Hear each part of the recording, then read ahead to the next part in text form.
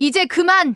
더 이상 손자 안 봐줄 거야. 내가 무슨 24시간 베이비시터야? 내 인생도 있어. 65년 동안 살면서 한 번도 나를 위한 시간을 가져본 적이 없어. 이제는 좀 쉬고 싶다고. 어머니, 왜 갑자기 그러세요? 아버지 생신인데 저희가 잠깐 나갔다 올게요. 잠깐. 잠깐이 언제는 잠깐이었니? 매번 잠깐이라더니 몇 시간씩 밖에 있잖아. 그래. 너희 아버지 칠순인데 축하는커녕 또 아이나 맡기려고? 이건 아니지 않니? 내가 무슨 타가소냐? 어머님, 저희가 잠깐 중요한 약속이 정말 급한 일이라서. 급한 일? 항상 급한 일이지. 벚꽃 구경할 때도 급한 일이라며 나가더니 2시간이나 안 들어왔잖아. 그때 나는 꽃 한 번 제대로 못 보고 벤치에서 아이만 봤어. 그 벤치에 앉아서 나는 내 인생이 어디로 가고 있는지 생각했다고. 여보, 무슨 일이야? 목소리가 너무 커. 여보, 이것 좀 봐요. 우리 아들 부부가 또 손자 맡기려고 왔어요. 당신 칠순인데 당신은 괜찮아요? 자기 아버지 생일인데 축하는커녕 애나 맡기고 나가려는 아들이. 오늘 같은 날에도 정말 너무하는구만. 아들아, 너희 엄마 말이 맞아. 아버지, 어머니, 잠시만 진정하세요. 저희가 미리 말씀드렸잖아요. 오늘 중요한 계약이 있다고. 그 계약, 그 계약. 항상 일이 먼저지. 가족은 언제나 뒷전이야. 내가 너를 키울 때도 그랬어? 내가 너 때문에 내 일 포기한 적 있었어? 없었어. 항상 너를 위해 내 시간을 썼지. 영상을 시작하기 전에 오른쪽 하단 구독과 좋아요 버튼을 눌러주시면 더 많은 분들께 이런 감동적인 이야기를 전해드릴 수 있습니다. 알림 설정도 해두시면 영상이 올라올 때마다 가장 먼저 만나보실 수 있습니다. 저는 박은숙이라고 합니다. 올해 65세가 되었습니다. 평생 남편 뒷바라지와 아이들 키우느라 제 삶은 없었습니다. 항상 가족이 우선이었고 제 꿈은 뒤로 미뤄둬야 했습니다. 젊었을 때는 글을 쓰는 것이 꿈이었는데 결혼하고 아이를 낳고 나서는 그런 시간을 낼 수가 없었습니다. 남편은 회사 일이 바쁘다고 육아에 손 한 번 안 대고 제가 혼자 집안일에 육아에 그렇게 고생해서 키웠습니다. 물론 원망하는 건 아닙니다. 그 시대에는 다들 그랬으니까요. 하지만 이제는 달라야 한다고 생각합니다. 드디어 65세. 이제 좀 쉬어야겠다고 생각했습니다. 아이들도 다 컸고 독립했고 드디어 저와 남편만의 시간이 생겼습니다. 그동안 못했던 것들을 해보고 싶었습니다. 여행도 가고 그림도 배우고 책도 읽고 평생 꿈꿔왔던 일들을 하고 싶었습니다. 그날 친구 미자가 저에게 전화가 왔습니다. 은수가, 우리 이제 황혼 여행 다니자. 애들 다 컸으니 우리 인생도 즐겨야지. 라고 말했습니다. 미자는 저와 초등학교 때부터 친구였습니다. 그 친구도 저처럼, 아니 저보다 더 고생했습니다. 남편이 사업에 실패해서 혼자 아이 셋을 키웠거든요. 저도 그 생각이었습니다. 남편과 제주도도 가보고 싶었고 평생 꿈꿔왔던 유럽 여행도 계획하고 있었습니다. 특히 파리에 가서 에펠탑도 보고 루브르 박물관도 가보고 싶었습니다. 평소에 TV에서만 보던 곳들을 실제로 가보고 싶었거든요. 그래서 남편과 함께 여행 계획을 세우기 시작했습니다. 남편도 은퇴 후에 뭘 할지 고민하던 차였는데 여행 이야기를 하니 눈이 반짝반짝 빛나더라고요. 여보, 우리 이제 둘이서 세계 일주 한번 해볼까? 라고 말하던 남편의 표정이 아직도 생생합니다. 하지만 그때는 몰랐습니다. 제 인생의 두 번째 육아가 곧 시작될 거라는 것을. 사실 손자가 생길 거라는 소식은 들었지만 제가 직접 키우게 될 줄은 몰랐습니다. 저희 아들 부부는 결혼한 지 5년이 되었을 때 아이를 낳았습니다. 처음에는 아이를 갖지 않겠다고 했었는데 주변의 압박 때문인지 아니면 마음이 바뀐 건지 어쨌든 임신 소식을 들었을 때 저는 정말 기뻤습니다. 첫 손주가 태어났다는 소식을 들었을 때 얼마나 기뻤는지 모릅니다. 병원에 달려가서 빨간 아기를 안아보았죠. 그때만 해도 전 행복했습니다. 귀여운 우리 손자, 할머니가 가끔 봐줄게. 근데 주로 키우는 건 너희 엄마, 아빠가 할 거야. 이렇게 생각했었습니다. 아들은 제법 좋은 회사에 다니고 있었고, 며느리도 직장을 다니고 있었습니다. 둘 다 바빠 보였지만, 그래도 아이는 부모가, 특히 엄마가 키워야 한다고 생각했습니다. 저는 그저 가끔 도와주는 정도로만 생각했습니다. 처음에는 저희 며느리가 좀 거리를 두는 것 같았습니다. 결혼 초기부터 그랬어요. 명절 때만 오고 가족 여행에는 항상 불참했죠. 회사 일이 바빠서요. 몸이 안 좋아서요. 항상 이유가 있었습니다. 저는 이해하려고 노력했습니다. 젊은 사람들은 시부모와 거리를 두고 싶어 하는 거지라고 생각했습니다. 남편은 늘 말했습니다. 좀 그냥 내버려둬. 요즘 젊은 사람들은 그런 거야. 우리 때랑 달라. 남편은 딸이 없어서 며느리를 딸처럼 생각했나 봐요. 처음에는 며느리가 오지 않을 때마다 서운해하더니 나중에는 그냥 포기한 듯 했습니다. 저는 며느리를 딸처럼 대하고 싶었는데 그럴수록 더 불편해하는 것 같았습니다. 제가 음식을 해서 보내면 어머님, 저희 냉장고에 음식이 많아요. 라고 말하고 선물을 사주면 너무 부담스러워요. 라고 말했습니다. 그래도 괜찮았어요. 내가 참으면 되니까. 하지만 손자가 태어난 후부터 상황이 달라졌지. 갑자기 연락이 빈번해졌습니다. 어머님, 오늘 좀 봐주실 수 있으세요? 내일 급한 일이 생겼는데 잠깐만요. 처음엔 기꺼이 도와줬습니다. 손자도 보고 싶었고 그들의 사정도 이해했으니까요. 남편은 그때 저에게 경고했어요. 여보, 너무 자주 봐주면 버릇될 거야. 그땐 더 힘들어져. 하지만 전 손자가 너무 예뻐서 마다하기 어려웠습니다. 손자의 첫 웃음, 첫 뒤집기, 첫 기어가기. 그 모든 순간을 지켜보는 게 너무 행복했거든요. 그러다 점점 빈번해졌습니다. 일주일에 한 번, 두 번, 그러다 거의 매일. 아들이 출장이 많은 직업이라 어쩔 수 없다고 했죠.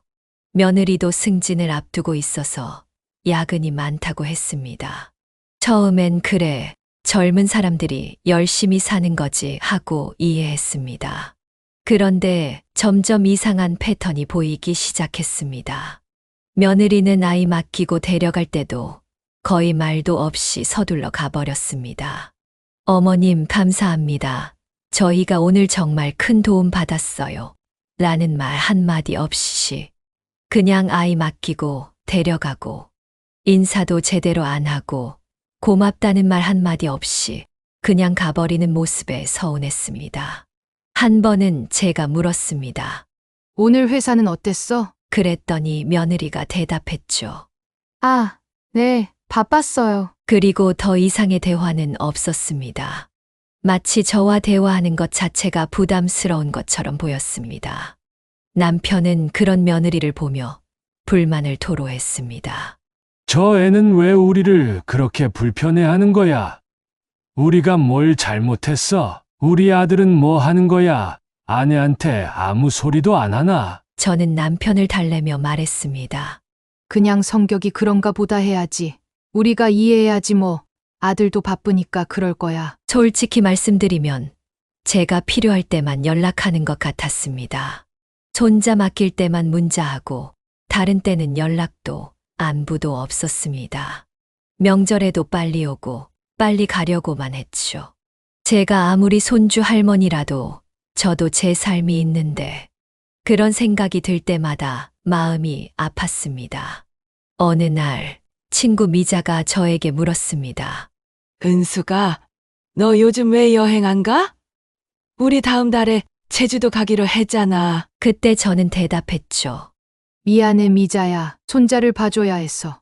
미자의 얼굴에 실망한 표정이 스쳐 지나갔습니다. 그리고 말했죠. 은수가, 너 이러다. 너 인생 다 망치겠어. 그럼에도 불구하고 계속 손자를 봐줬습니다. 아이가 눈에 밟혔고 또 제가 거절하면 아들 부부가 곤란해질 것 같았기 때문입니다. 제 친구들은 말했습니다. 은수가, 너무 자주 봐주지 마. 너희들만 힘들어. 하지만 저는 그 말을 귀담아 듣지 않았습니다. 그러던 어느 날이었습니다. 작년 여름 손자를 키즈 카페에 데려갔는데 아이가 뛰어다니다가 넘어져서 무릎을 다쳤습니다. 크게 다친 건 아니었지만 무릎에 살짝 상처가 났습니다. 당연히 바로 약도 발라주고 밴드도 붙여줬습니다. 아이는 금방 일어나서 또 뛰어다녔습니다. 아이들은 회복이 빠르잖아요. 저는 별일 아니라고 생각했습니다. 그래서 특별히 아들 부부에게 연락도 하지 않았어요. 그냥 넘어진 일이 있었다고만 말해주려고 했습니다. 그날 저녁에 며느리가 아이를 데리러 왔는데 무릎에 상처를 보더니 얼굴이 변했습니다. 어머님, 어떻게 된 거예요? 아이를 어떻게 봐주신 거예요? 라고 말하더군요. 마치 제가 아이를 방치했다는 듯한 말투였습니다. 저는 설명했습니다. 아이가 뛰어다니다가 넘어졌어. 금방 괜찮아졌고 약도 발라줬어. 그런데 며느리는 계속해서 얼굴을 찌푸리며 어떻게 넘어지게 놔두셨어요? 라고 말했습니다. 그 말투가 제가 마치 손자를 제대로 돌보지 않았다는 것처럼 말하더군요.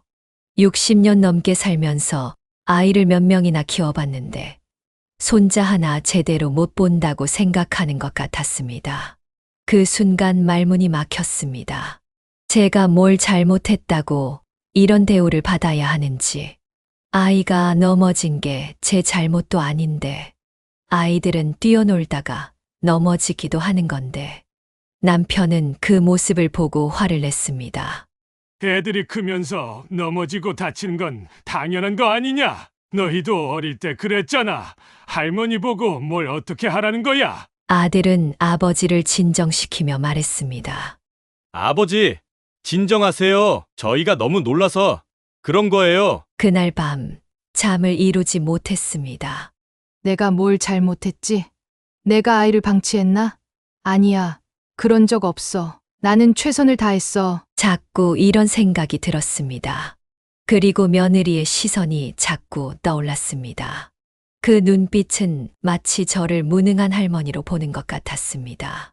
그 사건 이후로 손자를 돌보는 게 더 부담스러워졌습니다. 뭔가 잘못되면 다 제 탓이 될 것 같았고, 그래도 그들이 필요하다고 하니까 계속 봐줬습니다. 제 마음은 생각지도 않고 말입니다. 남편은 자주 말했습니다. 여보, 너무 스트레스 받지 마. 손자 봐주는 건 우리 의무가 아니야. 거절해도 돼. 하지만 저는 그럴 수 없었습니다. 제 아들의 가정이 편해야 제 마음도 편했으니까요. 그러던 중 어느 날 제 친구 미자가 또 전화했습니다. 은수가, 다음 주에 우리 동창회 모임 있어. 꼭 와. 그동안 너 한 번도 안 왔잖아. 저는 또 손자를 봐야 한다는 핑계를 댔습니다. 미자는 한숨을 쉬더니 말했죠. 은수가, 넌 이제 애들 다 키웠잖아. 근데 왜 또 애 키우는 거야? 너의 시간은 없어. 그 말이 저를 깊이 생각하게 했습니다. 정말 내 시간은 없는 걸까? 나는 왜 또 아이를 키우고 있는 걸까? 어느새 저는 손자 육아에 완전히 묶여 있었습니다. 제 삶은 어디로 간 걸까요? 그러다 결정적인 사건이 있었습니다. 지난 봄 여의도 벚꽃 구경 갔던 날. 그날은 정말 날씨가 좋았습니다. 맑은 하늘에 벚꽃이 만개했죠. 저는 오랜만에 설레는 마음이었습니다. 벚꽃을 실컷 구경하고 싶었거든요. 아들이 어머니, 아버지도 같이 벚꽃 구경하러 가자고 해서 정말 좋았습니다. 드디어 가족끼리 즐거운 시간을 보내는구나 싶었죠. 아침부터 설레는 마음으로 준비했습니다. 남편도 오랜만에 외출하는 거라 기분이 좋았습니다. 아침 일찍 일어나 도시락도 준비했습니다.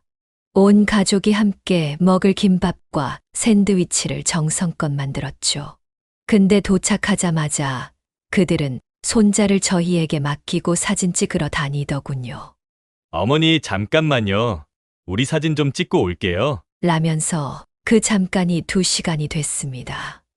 남편은 화가 나서 자리를 피했고 저만 벤치에 앉아 손자를 봐야 했습니다. 손자가 배고프다고 칭얼대서 간식도 사주고 화장실도 데려가고 벚꽃은 멀리서 핑크빛으로만 보였을 뿐 제대로 구경도 못했습니다. 제가 준비한 도시락은 결국 손자와 둘이서 먹었습니다. 그 와중에 남편이 돌아와서 여보, 그만 가자고 했습니다. 남편도 실망한 표정이었습니다. 결국 그들이 돌아왔을 때 저희는 너무 지쳐 있었습니다. 하지만 그들은 즐거운 표정으로 어머니, 아버지, 이제 집에 가요. 라고 하더군요. 심지어 식사도 대접하지 않고 그냥 저희를 집에 데려다 줬습니다. 그날 집에 와서 남편과 저는 많이 울었습니다. 남편이 말했습니다. 여보, 우리가 이렇게 무시당해도 되는 거야? 그날 저희는 딱 결심했습니다. 이제 그만 선을 그어야겠다고요. 그런데 그들은 전혀 달라지지 않았습니다. 오히려 더 자주 아이를 맡기려고 했습니다. 마치 저희가 언제든지 시간이 있다고 생각하는 것 같았어요. 저희의 계획이나 일정은 전혀 고려하지 않았습니다. 그러다 한 달 전 남편 칠순이었습니다. 저희 부부에게 정말 특별한 날이었습니다.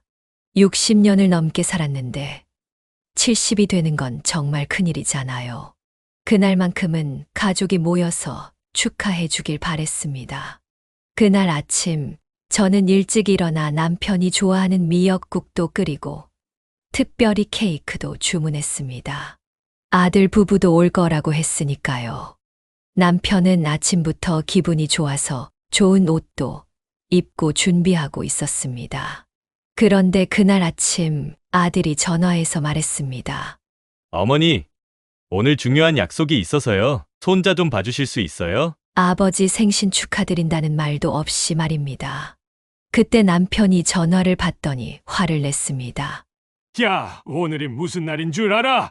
아버지 칠순이야. 그것도 모르냐? 그래도 그들은 그럼 댁에 가서 같이 있을게요 라면서 결국 저희 집에 와서 손자는 저희에게 맡기고 그들끼리 휴대폰만 보더군요. 축하 인사 한마디 없이 케이크도 없이 그냥 평소처럼 그날 밤 남편이 저에게 말했습니다. 여보, 이제 정말 손자 그만 봐주자. 우리도 인생이 얼마 안 남았잖아. 저도 동의했습니다. 그래서 오늘 아침 그들이 또 손자를 맡기러 왔을 때 폭발했던 겁니다. 그래서 결심했습니다. 더 이상은 안 되겠다고. 제 인생도 소중하고 남편과 보낼 시간도 소중합니다. 이제는 그들이 책임져야 할 때입니다. 그래서 내가 오늘 화를 냈어. 이제 그만. 너희 아이는 너희가 키워. 물론 가끔 도와줄 수는 있어. 하지만 매일 이렇게 맡기는 건 이제 그만해. 어머니, 제가 회사 일이 너무 바빠서 그랬어요. 출장도 많고. 바쁜 건 이해해. 하지만 그건 너가 해결해야 할 문제야. 어린이집도 있고 베이비시터도 있잖아. 왜 꼭 나여야 하는데? 어린이집은 시간이 짧고 베이비시터는 비싸고. 그래, 돈 문제지? 내가 공짜니까 나한테 맡기는 거잖아. 그런데 내 시간과 노력은 돈으로 환산 못해. 난 이제 나이가 많아서 체력적으로도 힘들어. 손자가 뛰어다니면 따라가기도 버거워. 게다가 지난번에 벚꽃 구경에서 2시간 동안 혼자 아이를 보며 어떤 기분이었는지 알아? 너희는 즐겁게 사진 찍고 다니는데 난 벤치에 앉아 아이만 보고. 아들아, 우리도 이제 나이가 많아. 너희 엄마는 이제 좀 쉬어야 해. 평생 너희들 뒷바라지 하느라 자기 인생은 없었어. 이제는 좀 자기 삶을 살게 해줘. 그리고 내 생일날조차 축하는 없고 손자만 맡기려고 했던 거 아버지로서 많이 서운했다. 아버지, 어머니, 정말 죄송해요. 저희가 너무 부모님만 의존했네요. 제가 출장이 많은 부서라 어쩔 수 없이 어머니께 부탁드렸는데, 하지만 부모님 입장도 생각했어야 했는데, 그러지 못했어요. 어머님, 아버님, 저도 정말 죄송합니다. 저희가 너무 이기적이었어요. 어머님께서 아이를 맡아주시는 게 당연하다고 생각했어요. 그리고 벚꽃 구경 때도, 아버님 생신 때도 정말 무례했습니다. 미안하다는 말보다 행동으로 보여줘. 너가 아버지가 될 날이 올 거야. 그때 네 자식이 너한테 이렇게 하면 어떨 것 같아? 자식 키우는 건 부모의 책임이야. 할머니, 할아버지는 도와주는 거지. 주된 양육자가 되어선 안 돼. 어머님, 저도 말씀드릴 게 있어요. 뭐지? 사실 저도 처음엔 어머님이 우리 일에 간섭하실까봐 거리를 두었어요. 시댁과 가까이 지내면 불편할 거라고 생각했거든요. 그래서 일부러 연락도 안 하고 멀리 있으려고 했어요. 제 친구들이 시어머니와 사이가 안 좋다는 이야기를 많이 들어서. 그랬구나. 근데 아이를 키우면서 점점 어머님의 도움이 필요해졌어요. 직장 생활과 육아를 병행하는 게 너무 힘들었거든요. 그런데 그 과정에서 어머님을 너무 도구처럼 여겼던 것 같아요. 정말 죄송해요. 그리고 아이가 넘어졌을 때 그렇게 반응해서 정말 죄송해요. 제가 너무 예민하게 굴었어요. 솔직하게 말해줘서 고마워. 사실 나도 알고 있었어. 네가 나를 불편해한다는 걸. 하지만 이해하려고 했지. 나도 시어머니가 있었으니까. 그때는 나도 불편했었어. 우리도 처음부터 틀렸어. 너무 손자만 생각하고 우리 자신은 생각 안 했으니까. 내가 지난번에 벚꽃 구경 때 화내고 자리 피한 것도 미안해. 하지만 그만큼 서운했어. 아버지, 어머니, 저도 약속할게요. 앞으로는 아버지, 어머니 생신이나 기념일도 꼭 챙기고 더 자주 찾아뵐게요. 그리고 제가 회사에 얘기해서 출장이 없는 부서로 옮겨볼게요. 그건 또 너무 부담스러워. 적당히 해. 한 달에 2번 정도. 그리고 올 때는 음식 준비하라고 전화하지 말고 너희가 음식 좀 사와. 내가 항상 준비하는 것도 힘들거든. 네, 어머님. 앞으로는 저희가 음식 준비해서 갈게요. 그리고 저도 어머님과 더 가까워지고 싶어요. 아이 때문이 아니라 정말 가족으로서요. 지금까지 거리를 둬서 정말 죄송합니다. 그래. 그 말 듣기 정말 좋네. 나도 너랑 더 가까워지고 싶어. 딸처럼 대하고 싶었거든. 앞으로 우리 서로 노력해보자. 그래. 우리 이제 다 털어놨으니 앞으로 더 좋은 관계가 되자. 그리고 여보, 우리 이제 계획했던 제주도 여행 가자. 일주일 동안. 그래요. 여보, 그동안 미뤄왔던 여행도 가고 친구들도 만나고 우리도 새로운 인생을 시작해요. 그리고 아들, 며느리, 앞으로 가끔씩 손자 보는 것은 괜찮아. 하지만 매일은 안 된다. 알았지? 네, 알겠어요. 어머니, 아버지 정말 죄송했어요. 그리고 다음 주에 너희 아버지랑 제주도 여행 갈 거야. 일주일 동안 전화하지 마.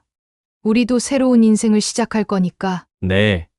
어머니, 잘 다녀오세요. 저희는 잘 지낼 테니 걱정 마세요. 제가 휴가 내서 아이 돌볼게요. 그래.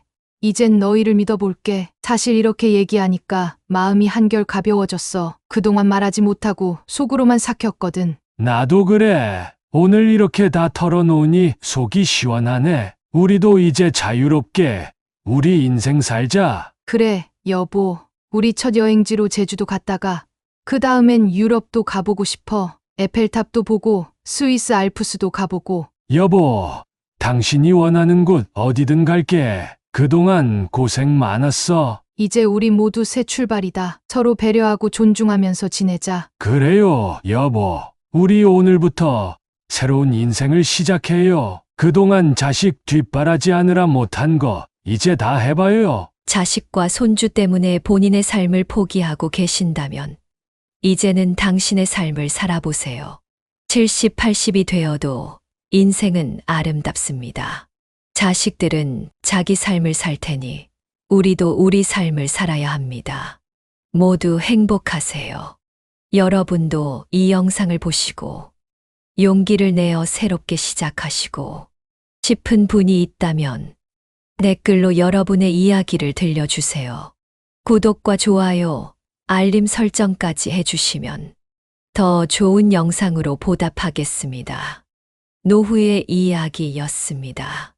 감사합니다.